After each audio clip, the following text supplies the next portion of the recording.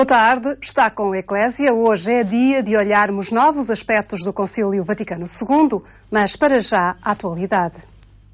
Favorecer a redescoberta da fé é fonte de graça que traz alegria e esperança para a vida dos homens. Este é, para o Papa, o objetivo central da nova evangelização que motiva o sino inaugurado no passado domingo com uma celebração eucarística presidida por Bento XVI na Praça de São Pedro. Para o Papa, o que está em causa é uma orientação programática para a vida da Igreja, das pessoas e das comunidades. Foi com este propósito que convocou e inaugurou no último domingo a 13ª Assembleia Geral Ordinária do Sínodo dos Bispos, que desta vez reflete sobre a nova evangelização.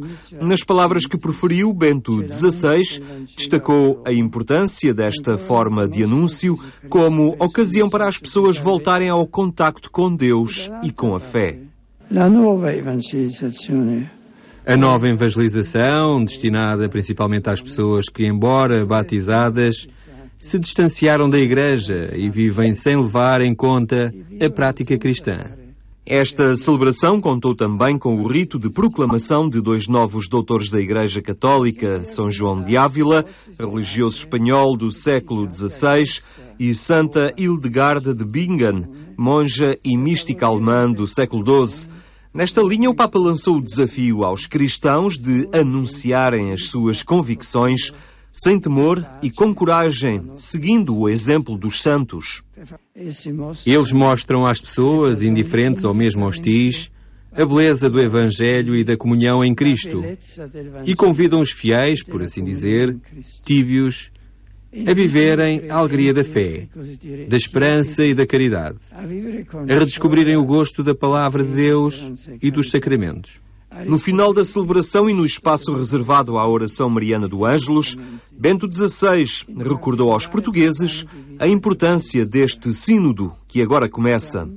Convido a todos a rezarem pelos trabalhos do Sínodo dos Bispos, hoje inaugurado, cujo tema é a nova evangelização para a transmissão da fé cristã. Peçamos a Santa Maria, estrela da nova evangelização, que nos ajude a caminhar com mais convicção e alegria no caminho da fé, para assim podermos ser autênticas testemunhas de Jesus Cristo no mundo. Um feliz domingo para todos! Este sínodo decorre até o próximo dia 28 e conta com a presença de 262 cardeais, arcebispos e bispos. A Conferência Episcopal Portuguesa está representada por Dom Manuel Clemente, bispo do Porto, e Dom António Couto, bispo de Lamego. Dom Manuel Clemente e Dom António Couto são os dois representantes de Portugal nesta Assembleia de Bispos de todo o mundo. Antes de partirem, manifestaram ao programa Eclésia as expectativas para o Sínodo e adiantaram a opinião sobre o tema que esperam apresentar em Roma. Ela tem de incidir, essa nova evangelização, como aliás o próprio Papa João Paulo II o escreveu numa exortação apostólica Christi Fidelis Laici, é a revitalização das comunidades cristãs. Ou seja, não se pode refazer cristamente a sociedade sem que essa a ação não comece pelas próprias comunidades cristãs, com outro convencimento da presença de Cristo vivo no meio delas e depois a partilha de tudo quanto brota desse Evangelho vivo que é o mesmo Jesus Cristo. Importa que a missão da Igreja e o missionário e o evangelizador tenham o rosto de Cristo, a identidade de Cristo, a figura de Cristo, que esteja configurado com Cristo, tenha total fidelidade com Cristo. Eu penso que é por aí que passa. Não é tanto pela novidade, pela invenção, pelos métodos novos, é exatamente pela fidelidade. Aliás, típico e próprio de todo o mensageiro, ou arauto, do mebacer hebraico ou do kerix grego, não é tanto dizerem bem a mensagem, isto é, dizê-la com criatividade, com expressão, digamos com classe. O típico do mensageiro bíblico, e aí está, obviamente, Jesus, é a total fidelidade àquele que o envia. Para Dom José Policarpo, a nova evangelização corre o risco de ser apropriada pela hierarquia da Igreja, retirando-lhe assim a ousadia e a capacidade de percorrer novos caminhos que deveria ter. No princípio foi um entusiasmo, agora já está cativado, aprisionado pela estrutura. Hoje não há secretariado o dicastério, quer em Roma, quer nas dioceses, que não se sinta na necessidade de ter um capítulozinho sobre a nova evangelização. Bem, é isso? Não é. Não é, porque não está garantido. Será o quê? Não está garantida o novo ardor da fé, portanto, se põe uma escuta da palavra de Deus e da voz da Igreja, e no nosso caso concreto de católicos, da celebração sincera, comovida da Páscoa de Jesus, e não acertamos ainda com os novos caminhos. Uma entrevista de Dom José Policarpo, onde analisa os 50 anos do Concílio Vaticano II e alguns temas da atualidade, e está publicada na íntegra na agência Eclésia.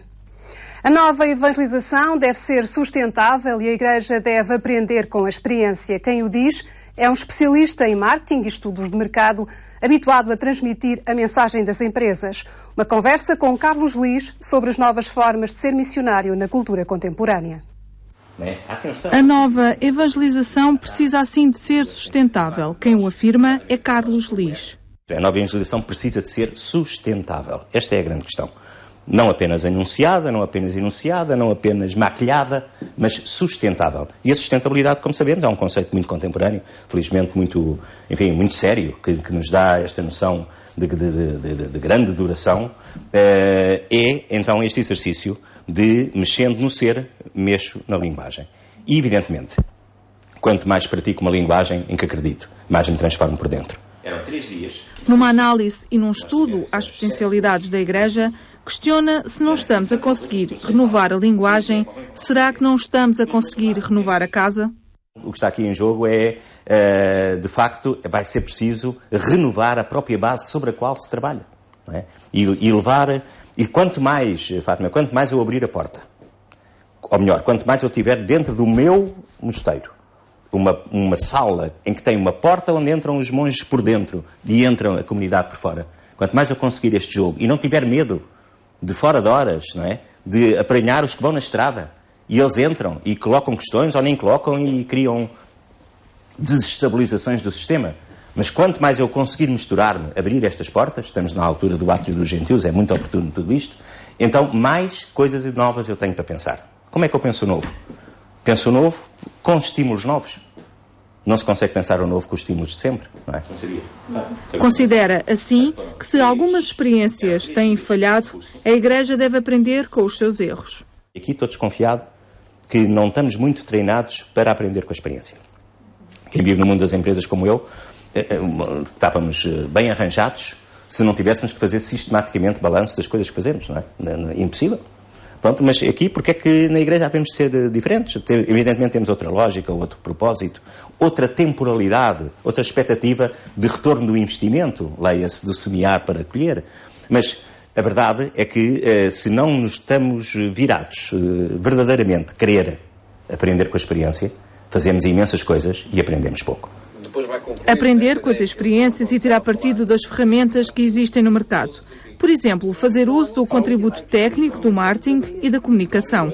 Se o marketing significar este movimento de atenção ao outro, antes de mais, e significar ao mesmo tempo qualidade técnica na comunicação, com certeza que em cima, digamos, de um discurso efetivamente novo e de uma vontade nova, que isso é outra história, uma vontade nova de evangelizar, vai dar um resultadão, mas na altura própria.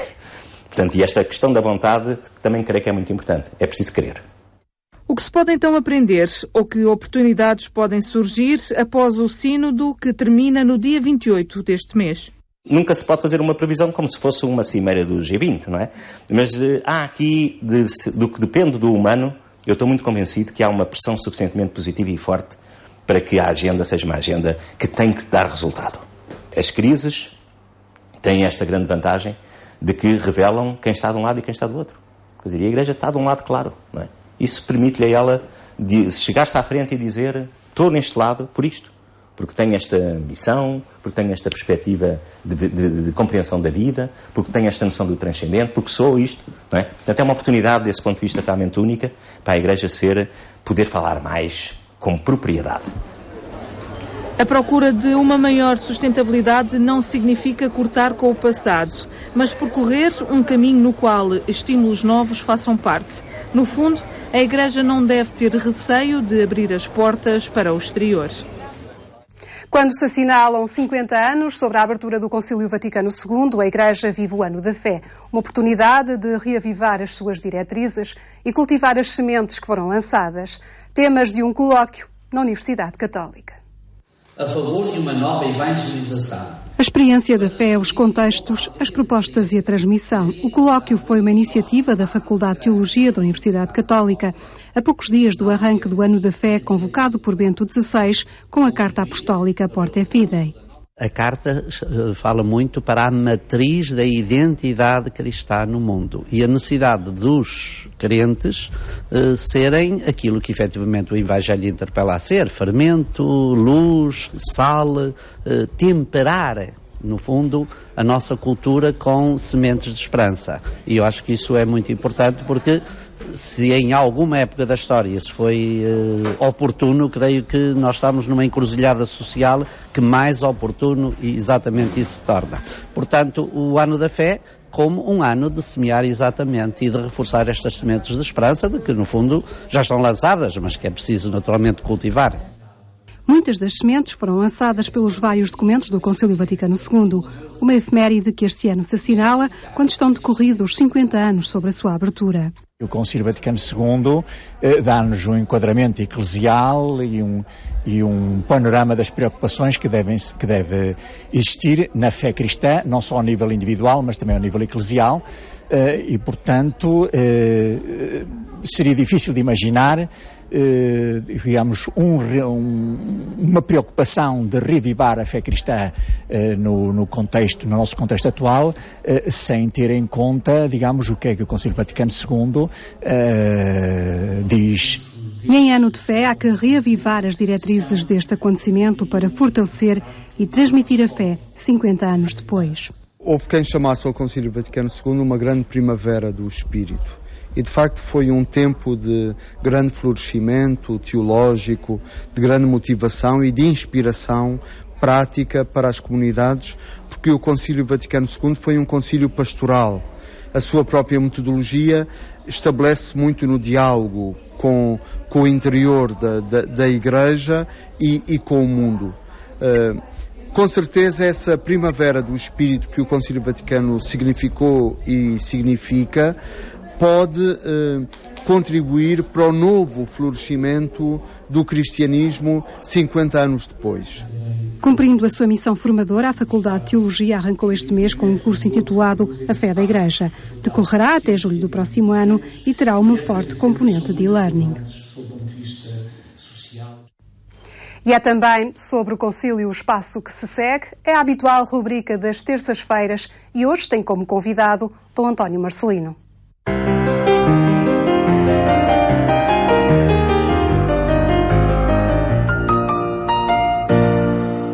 Olá, muito boa tarde. Regressa esta nossa rubrica que centra a sua atenção num revisitar a história do Concílio Vaticano II. Para nos auxiliar nesta tarefa, contamos desta vez com a presença de Dom António Marcelino, Bispo Emérito de Aveiro, que viveu, e podemos dizer vive ainda hoje muito intensamente, esta novidade.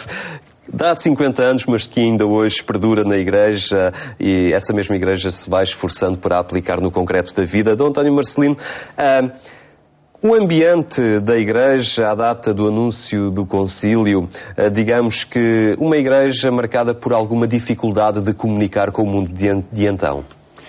A década de 50 é uma década especial. E eu vivia muito intensamente porque fui o período em que estive em Roma. Eu estudei em Roma de 55 a 58, 2 meses depois de vir morre o Papa Pio XII, é eleito imediatamente João XXIII e em 59 ele faz o anúncio do concílio. Portanto, eu vivi este problema e senti que acontecimentos, quer da Igreja, quer da sociedade, estavam a pedir qualquer coisa, uma Igreja diferente. Recordo precisamente que a Igreja de Roma estava instalada no prestígio do Papa. Pio XII tinha tido um prestígio muito grande em muitos aspectos, sentia o mal-estar da teologia da libertação, incomodava-se fortemente com os padres operários, com o próprio bispo operário, que a visitei em Lyon. Tinha uma dificuldade enormíssima de lidar com o mundo secularizado e moderno, que na altura já estava a despontar por todo lado. reagia a coisas novas, até dentro da própria Roma. Um momento muito melhor, a Cúria não aceitava. O Pio XII, o padre Lombardi, o padre Rotondi, mas a Cúria não aceitava. E depois vamos ficar que estes incómodos todos dão-se num período em que a Europa despertava. Em 56 já teve assinado o Tratado de Roma, depois há a entrada em avalanche dos africanos na Europa, em 55 e 58, um africano em Roma era quase uma coisa. As pessoas ficavam admiradas, é negro, tudo. Portanto, e nós vamos ficando que estas tensões da guerra estavam um pouco esbatidas, mas havia lutas já um pouco por todo lado, sobretudo os colonialismos. Portanto, o mundo estava a ferver, quer em Roma, quer fora disso.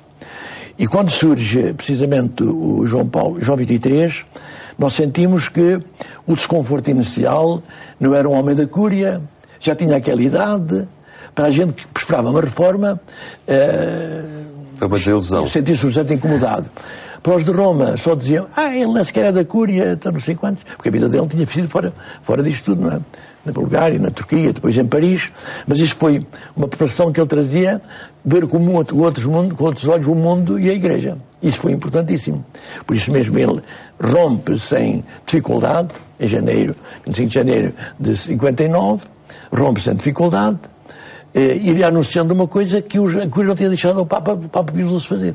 Pois é que sabemos que Pio XII pensava fazer um concílio, vivia esta preocupação, simplesmente a Cúria dizia, mas para quê?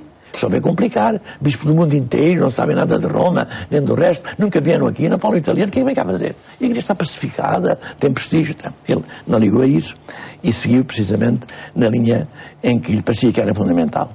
E disse logo o que queria, como depois veremos posteriormente, quando ele começa com o concílio. Neste momento, só sentimos que foi uma voz nova na Igreja, de esperança a todos nós. E o padre novo, com 20 e poucos anos, eu vinha desconsolado de Roma. Por um lado, sentindo uma experiência extraordinária numa universidade na Virgem de todos os países do mundo, mas depois sentindo aí uma congregação romana e sentia o incômodo daquilo tudo. Já se percebia o carreirismo de uma maneira impressionante.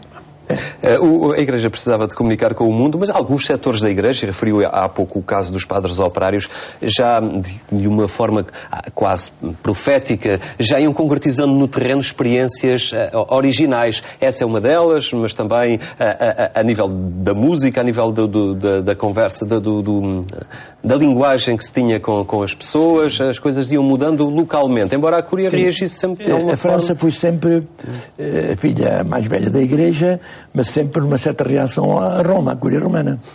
E de facto, tudo o que vinha de França tinha desconfiação logo imediatamente da Cúria Romana. Tinha sido a missão de França, a missão de Paris, estavam com coisas novas. Por exemplo, eu fui visitar em 56, 57, a Lyon, o parceiro do catecumenado. Isso é Roma, achava esquisito, que é isto do catecumenado outra vez, e não sei o quê, portanto, havia sempre essa reação.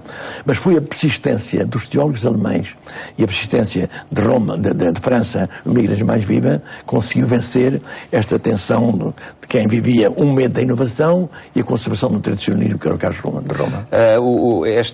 Esta questão, falávamos dos padres operários, era porque se assistia que a igreja não entrava nestes meios laborais, meios operários. A igreja sofria aqui, era um pouco acusada de estar excessivamente colada aos interesses do poder e dos mais poderosos, não é? Nem era tanto isso, quer dizer, também podia ser um pouco isso, mas fundamentalmente estava agarrado aos que tinha. A igreja não tinha dinamismo missionário. Era aqueles que não vêm.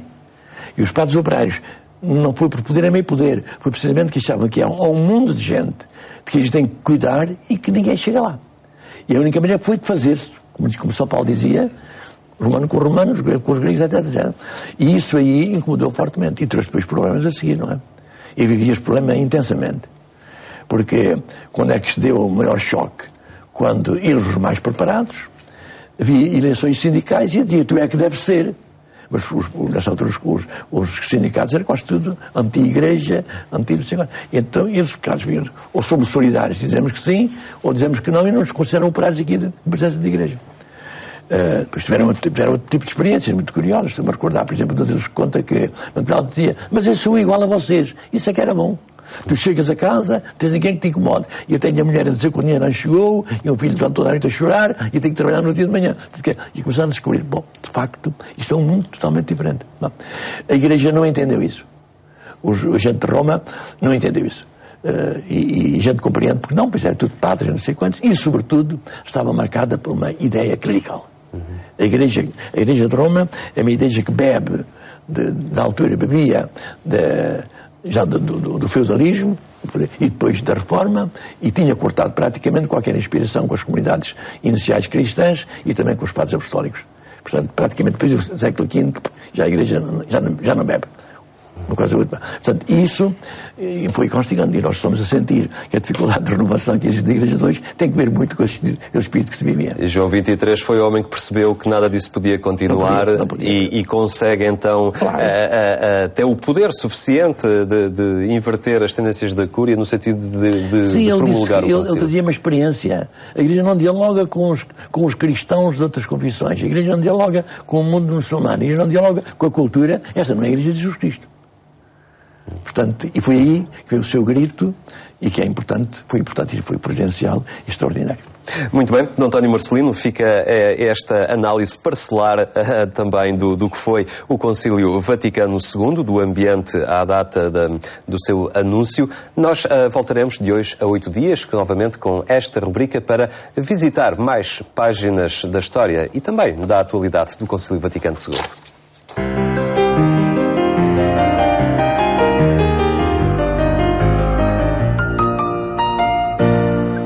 Foi o Eclésia, um espaço que pode continuar a acompanhar na plataforma multimédia da Igreja Católica. Basta entrar em agência.eclésia.pt. Fique bem e até amanhã, se Deus quiser.